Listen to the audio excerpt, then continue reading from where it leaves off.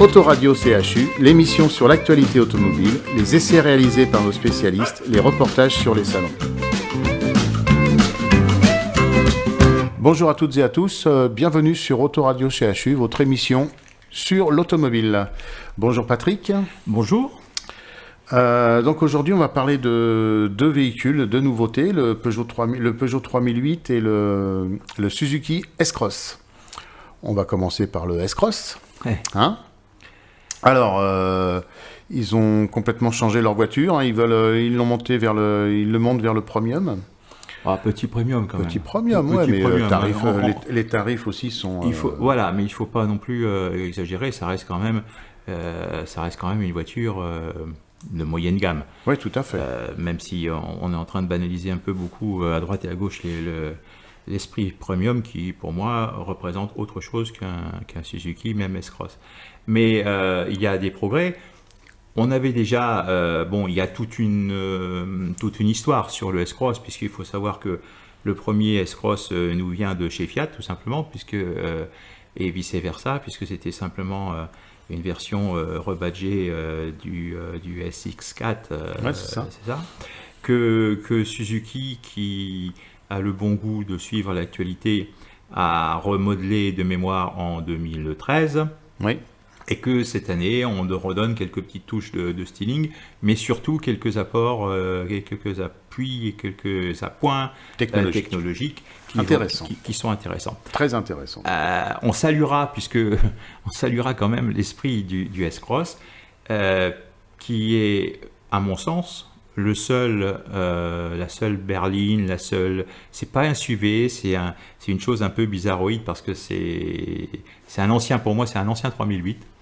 Et donc, je pense que j'ai toujours dit que l'ancien de 3008 avait été une réussite et qu'il avait sa clientèle. Bon, Peugeot, une fois de plus, a jugé utile d'effacer le passé. On verra ça tout à l'heure, on s'occupera de... Voilà, mais n'empêche que le Suzuki qu'on a essayé, nous, remplace avantageusement ce 3008 et qu'il a sa clientèle et ce créneau. Donc, d'autant il comble un trou, en fait. Il comble un trou qu'a laissé filer le lion comme il sait faire. Voilà, donc ce S-Cross de nouvelle génération 2016 a quelques atouts dans son jeu et pas des moindres. Déjà une belle face avant, à 10 lames. Oui, un petit clin d'œil à l'esprit Jeep. Voilà, tout à fait. Un capot bien travaillé, bien bosselé, bien travaillé. C'est très sympa. Quand on conduit, ça donne un petit effet sympathique dans le champ de vision de la conduite. La ligne est sculptée, c'est-à-dire que les stylistes ont vraiment travaillé sur le coup de crayon et sur les galbes et sur les coups de gauche, comme je dis, qui font que ça donne une allure un peu solide et sérieuse au S-Cross. Oui, tout à fait, oui. Il a évolué techniquement aussi, ce qui est très intéressant aussi, c'est qu'il a bien évolué, parce qu'il avait pas une direction spécialement précise avant, maintenant ils ont corrigé le tir. Il est très agréable à conduire. Il a une direction qui est précise, nette, avec un châssis là aussi qui est pas mal fait et qui est pas mal étudié. Et c'est vrai qu'on le place là où on veut. C'est-à-dire qu'il est très très maniable, très maniable. Tout à fait.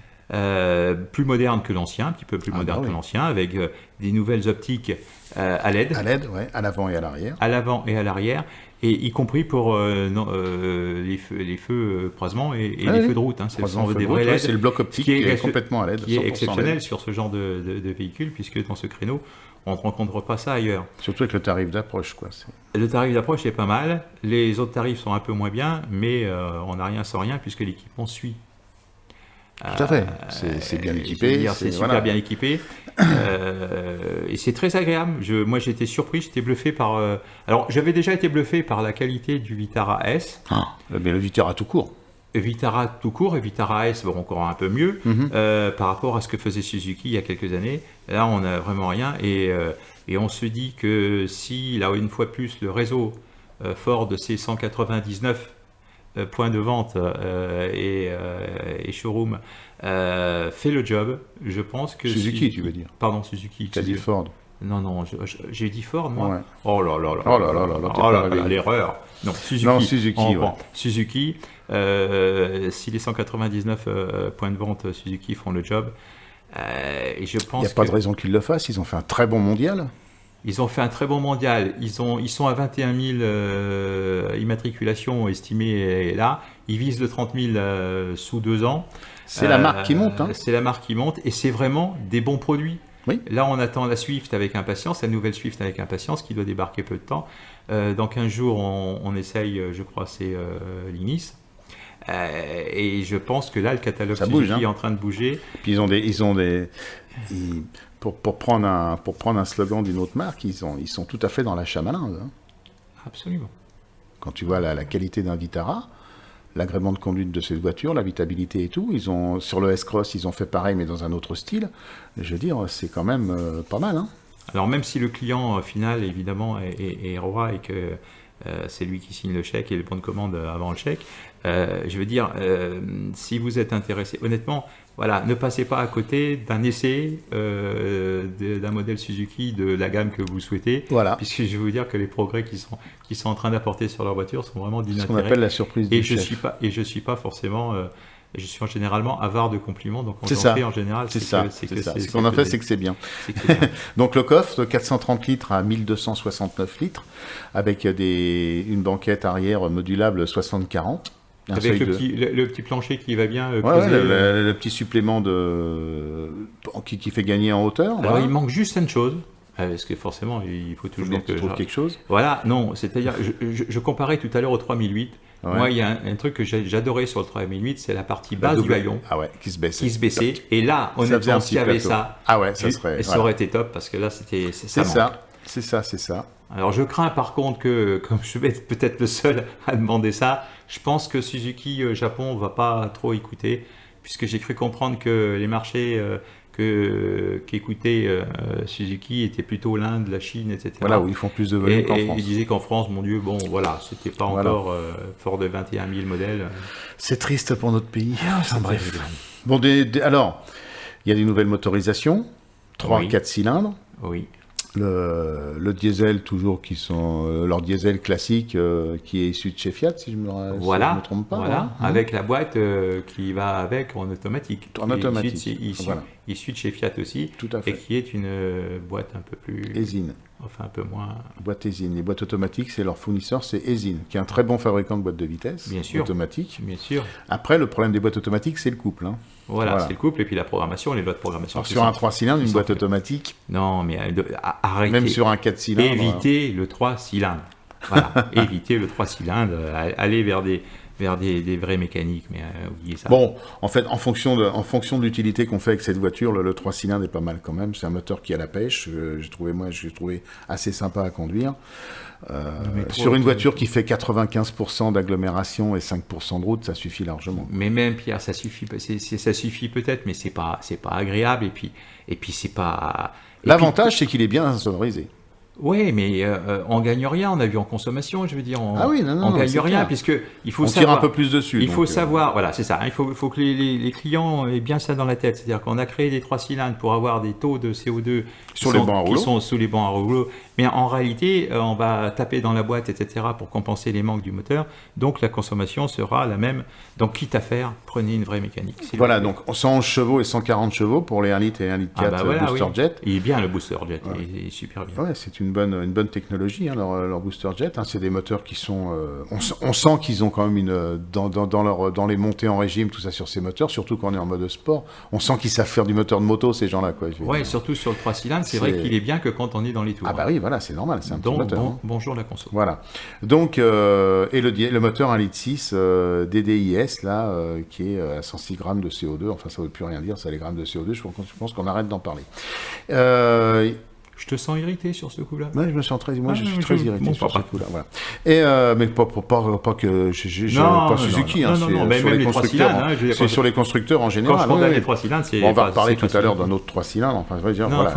Oui, par contre, on a essayé quelque chose de fantastique, c'est leur fameux Allgrip. Un Allgrip 4 roues motrices chez eux, pas de roues motrices. Ils ne font pas comme les autres. Pour moins cher qu'une autre voiture avec du Allgrip ou d'autres véhicules avec du Allgrip de roues motrices, là, ils nous offrent un 4 roues motrices avec une position automatique qu'on a testé sur des terrains avec des pneus de route. Attention, pas des pneus tout-terrain. Ah non, des pneus lambda, tourisme lambda. Oui, tout à fait. Et sur un terrain qui était gras. Plus que gras, même. Bon, on va dire gras, Ouais. et même un peu plus, c'est vrai, à des endroits, et on s'est régalé. On a traversé du sable, on a traversé, et là, on a été bluffé par les capacités routières du S-Cross. Capacité de franchissement intéressante. Capacité de franchissement intéressante, et puis performance sympa, et toujours dans un excellent confort. Tout c'est ça qui est fantastique, ça qui est. Mais les Japonais ont toujours été très forts là-dessus parce que eux, c'est la performance des voitures, c'est pas leur leitmotiv. Eux, c'est des heures d'embouteillage au Japon, c'est le confort avant tout. Le confort et le silence de fonctionnement avant tout. C'est ça leur truc. Et puis les Japonais ont compris que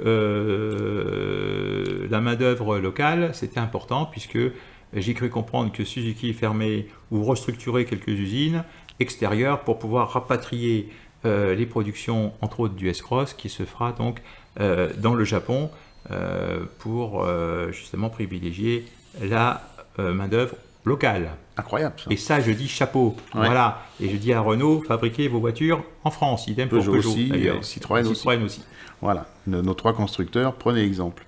Voilà. Bah écoute, moi j'ai bien aimé hein, ce passage en 4x4 là. D'ailleurs, on a fait une vidéo qu'on va mettre en ligne bientôt. Et vous verrez que c'est quand même assez sympa. J'imagine avec des pneus M+S par exemple, où là on a vraiment un vrai 4x4 quoi, à ce moment-là. Non, on a vraiment des performances sympas, et on voit que Suzuki maîtrise bien ce genre de technologie. Il n'y a qu'au niveau tarifaire qu'une Suzuki commence à grimper un peu dans les tours là aussi. Et il va falloir, parce que là on peut dire qu'on est entre 25 et 30 000 en gros, hein, comme ça.